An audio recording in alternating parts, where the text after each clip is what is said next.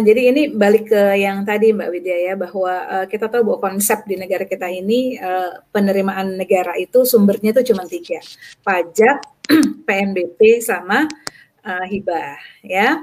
Dan pajak itu diambil dari para wajib pajak. Nah, ketika memang itu berkurang, ya artinya ada insentif diberikan, ya, artinya kan dikurangi begitu ya. Maka ini akan menjadi dilema begitu. Karena ketika insentif pajak itu diberikan, artinya ada potensi penerimaan negara yang hilang. Itu udah jelas gitu. Ya. Jadi ini tentu harus bermain gitu ya, pemerintah bagaimana caranya gitu ya. Di satu sisi kita ngarepin pajak, tapi harus ngasih insentif. Kenapa? Kalau nggak ada insentif, ekonomi masyarakat tidak bisa bangkit gitu. Jadi bagaimana mengatur keseimbangan ini agar insentif itu memang betul-betul untuk menggerakkan ekonomi. Begitu. Jadi bukan asal ngasih ya, tapi kemudian malah tidak tepat sasaran. Jadi bagaimana insentif itu tujuannya adalah supaya masyarakat bisa bergerak kembali, supaya muncul pendapatan lagi sehingga kemudian mereka bisa membayar pajak ya. Jadi memang tujuannya itu memang harus jelas agar bisa membangkitkan kembali ekonomi masyarakat, pemberian insentif itu. Kemudian juga tadi pertanyaan apa yang harus dikaji lebih dalam gitu ya. Jadi itu faktor yang pertama gitu ya, bahwa potensi penerimaan negara yang hilang itu akan berbarengan dengan adanya insentif. Makanya insentif harus betul-betul hati-hati diberikan untuk bisa membuatkan kembali, itu ya poinnya. Yang kedua, harus juga memperhatikan prinsip pemberian pajak itu. Ya, pengenaan pajak ada prinsip equity yang tadi sudah sebut di awal, prinsip keadilan. Jadi prinsip keadilan ini karena kan kita tahu bahwa semua sektor terdampak pandemi gitu, tetapi yang diberikan insentif kan tidak semuanya. Ya, makanya di sini keberpihakan kepada siapa insentif itu akan diberikan begitu ya. Ini akan memperlihatkan sejauh mana pemerintah itu menerapkan prinsip equity. Semua sektor terdampak gitu. Jangan sampai yang satu dikasih, yang lain terdampak juga tidak diberikan gitu. Ya, malah menimbulkan persoalan yang lain. Nah, kemudian juga yang ketiga harus kita perhatikan, harus ada evaluasi kebijakan insentif perpajakan yang telah dilaksanakan sebelumnya.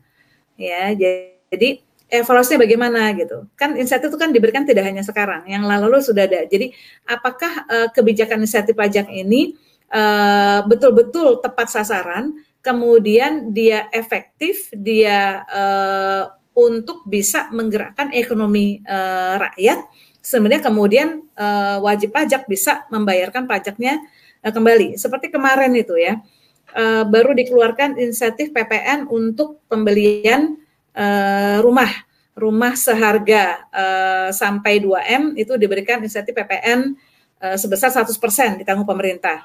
Periodenya Maret sampai Agustus. Rumah seharga sampai 5M itu diberi diskon PPN-nya. PPN-nya ya, bukan rumahnya nih, PPN-nya gitu. Itu insentif pajak gitu. Artinya ketika memang diberikan insentif itu artinya kan mengurangi penerimaan pajak ya. Mengurangi penerimaan pajak berarti mengurangi penerimaan negara gitu. Nah, tetapi udah dikeluarin dan mengurangi itu diberikannya kepada siapa kan gitu. Sekarang kalau memang dibatasi Maret sampai Agustus dan itu pun untuk rumah siap huni, yang mau beli itu sopo gitu loh Mbak Widya. Ya, yang mau beli rumah seharga hampir 2M atau rumah 5M itu siapa yang mau beli gitu.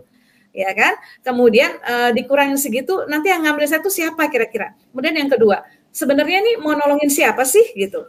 Karena ada data dari Menteri PUPR bahwa ada rumah-rumah yang siap huni itu diproduksi tahun 2020 dan 2021 itu belum terserap oleh pasar.